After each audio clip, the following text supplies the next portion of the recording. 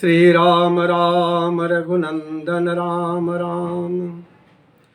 श्री राम राम भरताग्रज राम राम। श्री राम राम रणकरकश राम राम। श्री राम राम शरणं भव राम राम। संसर्गजा दोषः गुणा भवन्ति। संगति से ही गुण होते हैं और संगति से ही गुण चले जाते हैं। संगत से गुण होता है, संगत से गुण जात। कहने का तात्पर्य है कि जैसी संगति होगी, जैसा साथ होगा, वैसा ही आपके ऊपर मनोमस्तिष्क पर प्रभाव पड़ेगा।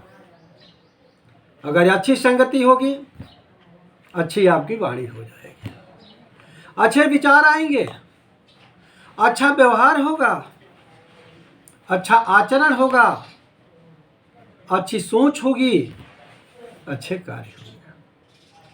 बुरी संगति हो गई, वाणी आपकी बुरी निकलेगी, व्यवहार आपका बुरा हो जाएगा, विचार आपके बुरे हो जाएंगे, आचरण आपका बुरा हो जाएगा, कार्य आपके बुरे हो जाएंगे। अच्छी संगति से व्यक्ति उन्नति की ऊंचाइयों को छूता है और बुरी संगति से व्यक्ति बुराई की गहराइयों में पहुंच जाता है। इसलिए सदैव सबको अच्छी संगति करनी चाहिए।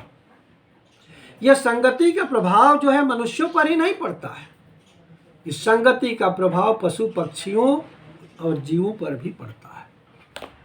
एक नगर था, वहां पर एक बार पशु पक्षियों का मेला लगा। बहुत सारे लोग पशु पक्षियों को खरीदने के लिए आए। उस नगर का सेठ भी मेले में गया। भ्रमण करते करते वह एक ऐसी जगह पर गया जहां पर बड़ा ही दो तोते सुंदर दिखाई दिए। तोते वाले से पूछा, इस तोते का मूल्य कितना है? उसने कहा, इसका 50 रुपया है। पूछा, इस तोते का मूल्य कितना है? कहा कि इसका 500 रुपया है। कहा, इतना अंतर क्यों है? देखने में तो दोनों सुंदर हैं, दोनों रूप रंग में एक हैं, दोनों का आकार प्रकार एक है, दोनों की मोटाई ऊंचाई लंबाई सब एक है, फिर भी इतना मूल्य में अंतर क्यों?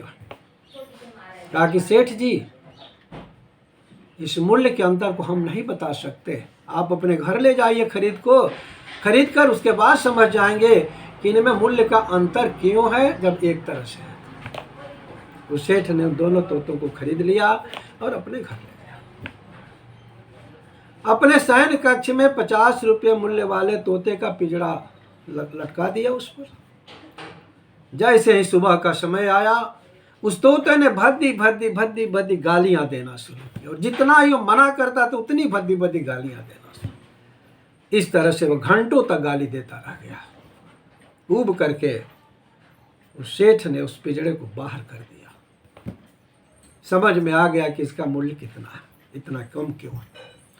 दूसरी रात्रि में उसने जो 500 रुपये का जो तोता ले गया था उसको अपना पिंजड़ा लाया और अपने शयन कक्ष में रखा। जैसे ही ब्रह्म मुहूर्त की बेला हुई, वैसे ही वो तोता भगवान का नाम कीर्तन करने, राम राम राम राम राम राम, सीताराम सीताराम सीताराम, हरे राम राम राम हरे हरे, हरे कृष्ण कृष्ण कृष्ण हरे राम राम राम हरे हरे, हरे कृष्ण कृष्ण। ऐसे ही घंटों तक भगवान का कीर्तन किया और भगवान के भजन को गाना शुरू किया।